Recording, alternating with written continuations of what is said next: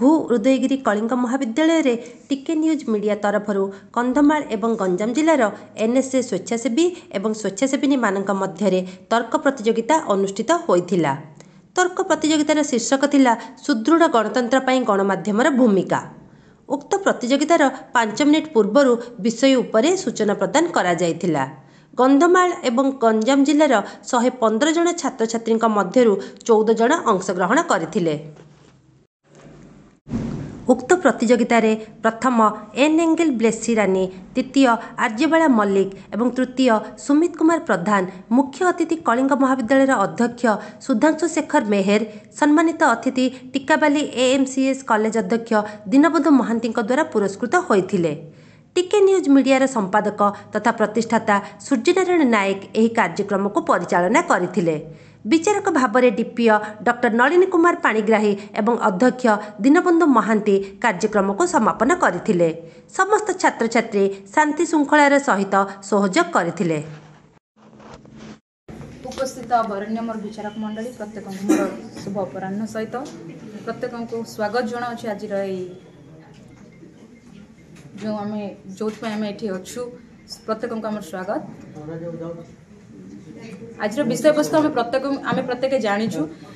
समस्ते तो सब कहीगले, किए तो किसी पुरातन विषय को लेकिन कहला, किए तो किसी नूतन विषय को लेकिन कहला, किंतु मु जेहेतु गोटे छात्री तो छात्रीर मन नहीं मु गोटे प्रश्न समस्त को पचारिबा चाहूँगी। जो विषय वस्तु आम रखाई जे गणतंत्र सुदृढ़ता गणमाध्यम गणमाध्यम कौन गुरुत्वपूर्ण अटे कि से प्रश्नटी मु आपण मानक पाखरे रखिबा चाहूँगी। तो मु जेहेतु गोटे छात्री जेहेतु छात्री तो मु शिक्षा विषय किसी आपण मानक कहबा चाहूँगी। प्रत्येक अब्राहम लिंकन से युक्ति को रखिले जे गणतंत्र लोकमानक द्वारा, किंतु आज आम जेहेतु एक जड़े जड़े छात्र छात्री अटू अनेक भाई भौणी गोटे कथा कहले जे जो गणमाध्यम से गणमाध्यम को आम राष्ट्र सर्वोच्च स्थान में रखा जाए। जदि गोटे जिनस को आम सर्वोच्च स्थान में रखुचु ताहार अर्थ से अनेक विषय उपर प्रभाव पकाए। तो सेथि मध्यरु शिक्षा विषय मु आपनको कहबी। शिक्षा विषय कौन गणमाध्यम प्रभाव पकाए कि निश्चित भाव में प्रभाव पकाए। काहेकि प्रभाव केमिति जदि आम प्रश्न करबा तार उत्तर मु कहूची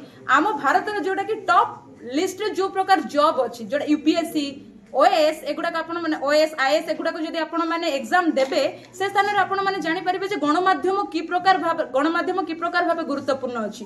प्रत्येक लोकन को गोटे दिनर न्यूज गोटे दिनर घटी जाइतिबा घटना को मन रखिबार अछि। से प्रकार भाव रे जदि शिक्षा को हमें देखु आ पुरातन युग को देखु जे मानुअल जो रेडियो थिला पुरातन जुगरे आउ लोक माने लोकनृत्य द्वारा सामाजिक सचेतन करुथिले। किंतु जो हमर समय परिवर्तन आ शताब्दी परिवर्तन होई अनेक विषय परिवर्तित होइछि। जेमति हम इलेक्ट्रिक मीडिया को कन्वर्ट हे गला, आम पाखरे मोबाइल अछि, आम पाखरे टेलीविजन अछि। मोबाइल को नहीं आम अनेक विषय जानि परथाउ कि नहीं।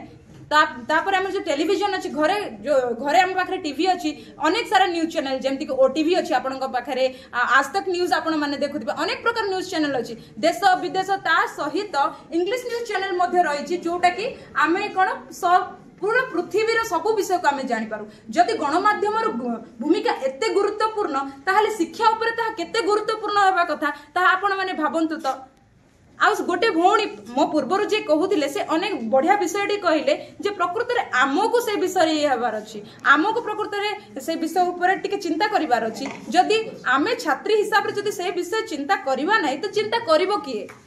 जदि आमे चिंता करिवा ना जे आमे सामाजिक सचेतनता करिवा पय गणमाध्यम आवश्यकता जेतेबेले आमे देखुछु गोटे छोट छोट गाँ गहली जेतेबेले आमे जाउछु आमे देखुछु से जगह रे अनेक किछि अंधविश्वास अनेक किछि विश्वास अछि। तो सेगुडा को हटेइबो किए ए गणमाध्यम जेतेबेले गोटे जगह गणमाध्यम रे जेतेबेले आमे सब विषय प्रस्फुटित कर दिए सब विषय ये कर दिए जेतेबेले गोटे पुष्पटे प्रस्फुटित हुए तार बास्ना जेमते चारिआडे महकी जाए आज लाइक सेमिति ही जेतेबेले गोटे गणमाध्यम गोटे जगह को जाए गोटे पुरपल्ली अंचल को जाए सेठारे जोटा को केही लोक जानती नाही सेठारे मनकर रही हमर डाउरी केसेस देखि दियंतु आपण माने गोटे जगह को जण आमे जाउछु से जगह रे केही जानि नांती जे ए क्षेत्र रे ए प्रकार होची बाल्य विवाह एमती होची तथा अनेक विषय अछि। जदि आमे थैंक यू सो मच।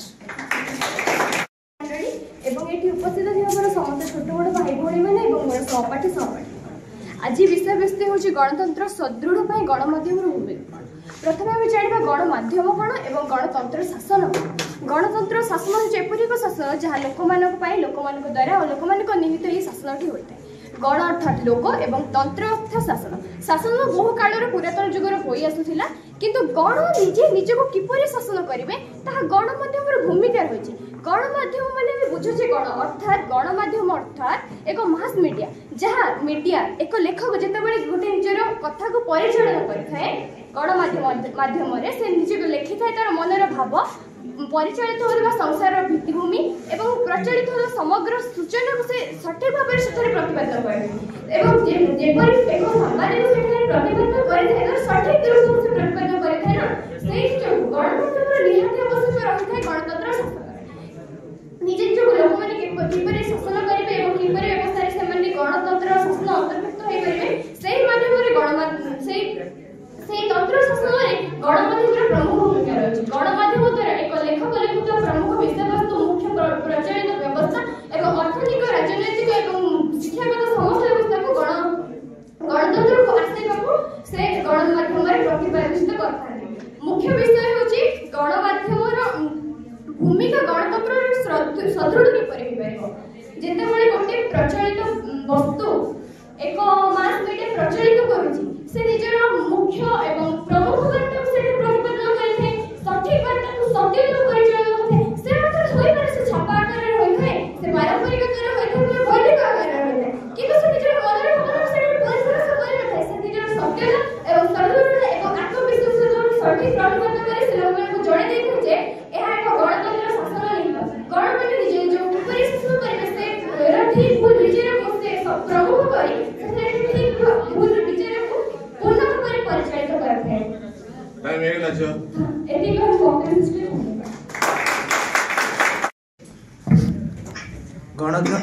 गणतंत्र सुदृढ़ गठन में गणमाध्यम भूमिका अत्यंत गुरुत्वपूर्ण। प्रथम जाना आम गणतंत्र क्या कहुए और गणमाध्यम क्या कहुए। गणतंत्र कहले यार अर्थ हो गणर अर्थ हो लोक एवं तंत्र अर्थ हो शासन। विशिष्ट अमेरिकार विशिष्ट राष्ट्रपति पूर्वतन राष्ट्रपति मतरे by the people for the people of the people अर्थात लोक द्वारा लोक शासन ही गणतंत्र कहुए। गणतंत्र गणमाध्यम भूमिका अत्यंत गुरुत्वपूर्ण कहीं ना गणमाध्यम को चतुर्थ स्तंभ बोली कहुए। प्रत्येक स्तर में सामाजिक राजनैतिक एवं अर्थनैतिक स्तर में आम देखा गले विभिन्न प्रकार अन्याय अत्याचार एवं विभिन्न प्रकार दुष्कर्म सब होता है। तेणु गणमाध्यम हूँ एक एपरी माध्यम जहाद्वारा कि आम विभिन्न खबर बा संवाद जनसाधारण निकट को पठे थी पारू। देखा गले अधिक अन्याय अत्याचार एवं दुर्नीति कार्यकलाप हो राजनैतिक स्तर में कारण आम राजनैतिक स्तर आजिकल वर्तमान अधिकांश राजनेता माने अयोग्य एवं विशिष्ट राजनैतिक फ्याग कहते जे आजिकल शासन अयोग्य मान शासन वास्तव में ताहा सत्य कारण आजिकल अधिकांश राजनेता माने दुर्नीति अन्याय अत्याचार भली कर्म करुछंती। तेणु प्रथमे आमको सचेतनता हेबाको पड़िबो। विशिष्ट राजनैतिक जॉन स्टुअर्ट मिल कही जे सर्वजातिर साबालक भोट प्रथा प्रचलन पूर्व सर्वशिक्षा अभियान प्रसार करने आवश्यक।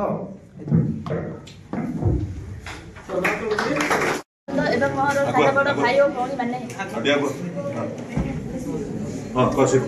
आज आलोच्य विषय होउछि सुदृढ़ गणतंत्र गणमाध्यम भूमिका अच्छी कि तो मो पूर्वर अनेक भाई भौणी कहीगले भूमिका अच्छी ना नहीं किंतु मु कहि गणमाध्यम भूमिका अच्छी। सुदृढ़ गणतंत्र गठन गणमाध्यम यथेष्ट परिमाण में तार भूमिका रही। गणतंत्र कौन गणतंत्र होउछि लोक मानकर शासन लोक मानक पई उद्दिष्ट लोक माने ही शासन करिथांती। सरकार गठन करिबारे गणतंत्र मुख्य भूमिका रही। गणतंत्र लोक मानक द्वारा शासन हेउथिबार लोक माने गणतंत्र उपर निर्भर करथांती। गणतंत्र लोक मानकर ही कार्यकारी होइथाय। प्रत्येक व्यक्ति गणतंत्र अंतर्भुक्त होइथांती। प्रत्येक व्यक्ति गणमाध्यम द्वारा निजको परिचालित करिथांती। गणतंत्र एपर एक शासन जो लोक माने ନିଜସ୍ୱ ଅଂଶଗ୍ରହଣ କରିପାରନ୍ତି। ଗଣତନ୍ତ୍ରର ପ୍ରତ୍ୟେକ ଲକ୍ଷଣ ସରକାରଙ୍କ ଦ୍ୱାରା ନିରୂପଣ ହୋଇଥାଏ। ଗଣତନ୍ତ୍ର ସୁଦୃଢ଼ ହେବା ଫଳରେ ଆମ ଦେଶ ଆଗେଇ ଯାଇଥାଏ। ଆମ ଦେଶ ମଧ୍ୟରେ ଗଣତନ୍ତ୍ର ଭାବ ରହିଛି। ଆମ ଦେଶ ବିରାଟ ଗଣତାନ୍ତ୍ରିକ ରାଷ୍ଟ୍ର। ଏଥିରେ ଆମେ ଗଣତନ୍ତ୍ରର ଭୂମିକାକୁ ବହନ କରୁଛେ। ଗଣତନ୍ତ୍ର ସମସ୍ତଙ୍କ ପାଇଁ ସମାନ ଅଟେ। ଯେଉଁ ଗଣତନ୍ତ୍ରରେ ଲୋକମାନେ ନିଜର ମତ ପ୍ରକାଶ କରିଥାନ୍ତି ଏବଂ ମତ ବ୍ୟକ୍ତ କରିଥାନ୍ତି ତାହା ହିଁ ସୁଦୃଢ଼ ଗଣତନ୍ତ୍ର। ଗଣତନ୍ତ୍ର କିପରି ଭାବରେ ଆଗକୁ ପରିଚାଳିତ ହୋଇପାରିବ ଏବଂ ଏହାର ଗଣମାଧ୍ୟମର ଭୂମିକା କ'ଣ ଅଛି? ଏହାର ମାଧ୍ୟମ ଏବଂ ଏହାର ଭୂମିକା ହେଉଛି ଏଥିରେ ଲୋକମାନେ ଯାହା ଶାସନ କରିଥାନ୍ତି ଏବଂ ସେମାନଙ୍କର ଶାସନ ପ୍ରଣାଳୀ ମୁଖ୍ୟତଃ ଏହା ଆମମାନଙ୍କ ଉପରେ ହିଁ ନିର୍ଭର କରିଥାଏ। ଗଣତନ୍ତ୍ର ଯେହେତୁ ଲୋକମାନଙ୍କର ଶାସନ, ଏଥିରେ ଲୋକମାନେ ମନୋନୀତ କରିଥାନ୍ତି ଯେ କେଉଁପରି ବ୍ୟକ୍ତି ସରକାର ନିଜର ହସ୍ତକୁ ନେଲେ କାର୍ଯ୍ୟଟି ସୁଦୃଢ଼ ଭାବରେ ପରିଚାଳିତ ହୋଇପାରିବ। ଏଥିରେ କେବଳ ଯେ ସରକାର ହସ୍ତକ୍ଷେପ କରିବେ ତାହା ନୁହେଁ, ଏହା ଆମର ସୁଦୃଢ଼ ଯୁବଗୋଷ୍ଠୀ ସେମାନଙ୍କର ମତ ପ୍ରକାଶ ଯୋଗୁଁ ହିଁ ଗଣତନ୍ତ୍ର ଆଗକୁ ବଢ଼ିଥାଏ। ଅନେକ ଦେଶ ରହିଛି, ଅନେକ ଦେଶ ମଧ୍ୟରେ ଆମର ଭାରତ ଏକ ଗଣତାନ୍ତ୍ରିକ ରାଷ୍ଟ୍ର। ଏଥିରେ କେବଳ ଯେ ଆମ ଭାରତ ବୃହତ୍ ଗଣତାନ୍ତ୍ରିକ ରାଷ୍ଟ୍ର ସେଇଆ ନୁହେଁ, ଆମ ଭାରତ ସହିତ ଅନ୍ୟ ଦେଶ ମଧ୍ୟ ଗୋଟିଏ ଗୋଟିଏ ଗଣତାନ୍ତ୍ରିକ ରାଷ୍ଟ୍ର। ଗଣତାନ୍ତ୍ରିକ ରାଷ୍ଟ୍ର ଏଥିରେ ଅନେକ ଦେଶର ଅନେକ ଜାତିର ଲୋକମାନେ ଏତିକି କହି ମୋର ବକ୍ତବ୍ୟ ଶେଷ କରୁଛି।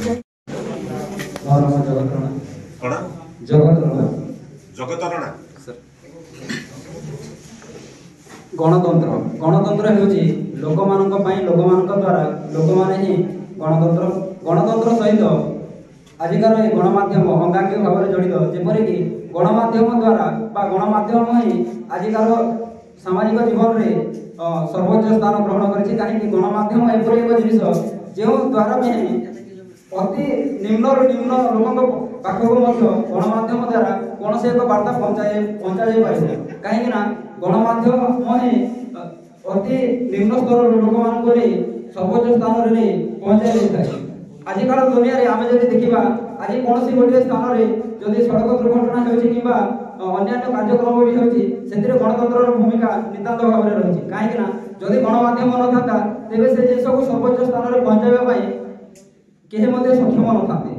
ଏବଂ ଗଣତନ୍ତ୍ର ଶାସନ ଯଦି କହିବା କି ଗଣତନ୍ତ୍ରକୁ ସୁଦୃଢ଼ କରିବା ପାଇଁ ଯଦି ଆମେ କହିବା, ଗଣତନ୍ତ୍ର ସୁଦୃଢ଼ କରିବାକୁ ହେଉଛି ଯେମିତିକି ଭାରତ ବର୍ଷର ବା ଓଡ଼ିଶାର ରାଜନେତା ଏବଂ ରାଜତନ୍ତ୍ର, ଏ ରାଜନେତା ମାନଙ୍କ ଯେପରିକି ଭଲ କାର୍ଯ୍ୟ ଗୁଡ଼ାକ ଅଛି କିମ୍ବା ଭୁଲ କାର୍ଯ୍ୟ ଗୁଡ଼ାକ ବି ଅଛି, ସେ ଜିନିଷ ପ୍ରତି ଯଦି ଗଣମାଧ୍ୟମ ସଚେତନ ନ ହେବ ଏବଂ ତାହାକୁ ସୁଚାରୁ ରୂପେ ନ ତୁଳେଇବ, ତେବେ ରାଷ୍ଟ୍ର ସଂଗଠନ ହୋଇପାରିବ ନାହିଁ ଏବଂ ଗଣତନ୍ତ୍ର ତାର ମୂଳଦୁଆ ବା ଭିତ୍ତି ସ୍ଥାପନ କରିପାରିବ ନାହିଁ।